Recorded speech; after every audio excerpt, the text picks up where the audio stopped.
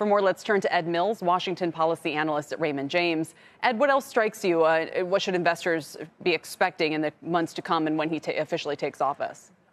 Yeah, Kelly, when we were sitting here in 2016, Trump had just won, Republicans had swept, and we saw big moves in the market on heavily regulated entities. We're seeing that all again. So that's part of the deja vu. What is different, especially what Eamon just mentioned, is we're getting faster nominations out there or announcements for nominations. Trump really didn't have a full transition team back in 2017. He has that now.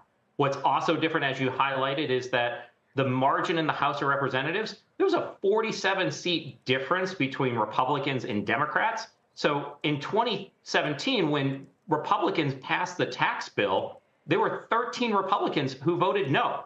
They don't have that margin this time. It's one thing to have a majority. It's another thing to govern. And where that's going to come truly to a head is as we look at the extension of the 2017 tax cuts, which expire on December 31st of next year. And tell me how you think that could come to a head. Well, Kelly, I've been telling folks at Raymond James that the base case is an extension of those tax cuts. But that's not Donald Trump's base case. He wants to add in a number of different provisions: no tax on tips, no tax on Social Security. That is adding up to an already expensive bill. Are there going to need to be offsets? When you look at the makeup of the Republican majority, there's a lot of Republicans who just won in California that is going to keep them with their majority.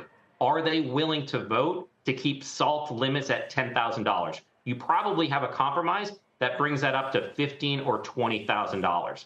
Do you have Republicans willing to vote for tariffs? And I think one of the big things that I've been hearing in this market, there's been an expectation out there that Republicans could repeal the Inflation Reduction Act, which has really been impacting clean energy. I just don't see how there's the votes right now, Kelly. So what then would so you think they tried to leave in place the full tax cut bill, maybe do more, like you said, on that front? Of course, it will all be costly. Should we look for any creative pay-fors outside of? Should they try to push tariffs into that process? Yeah, Kelly, when we look at some of the estimates, it is about $3.7 trillion to extend out the individual portions of the Trump tax cuts from 2017. Estimates on the tariff policies of Donald Trump range from somewhere from 2.7 to 3.7. Almost all of this, I've heard Donald Trump say, let someone else pay for this. It could be a compelling argument. Now, Congress has not passed a tariff bill like this since the 1930s.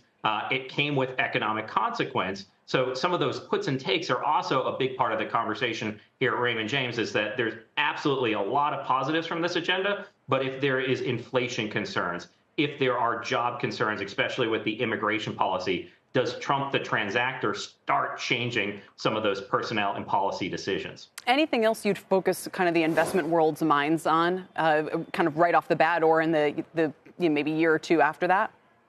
Yeah, so one thing we said is that regulation, no matter who won, was going to be less 4 years from now. Look to the courts. Number two, what can be done on a bipartisan basis? Things like energy permitting reform is something that absolutely will get done. And then on the flip side, there has been this conversation about recess appointments.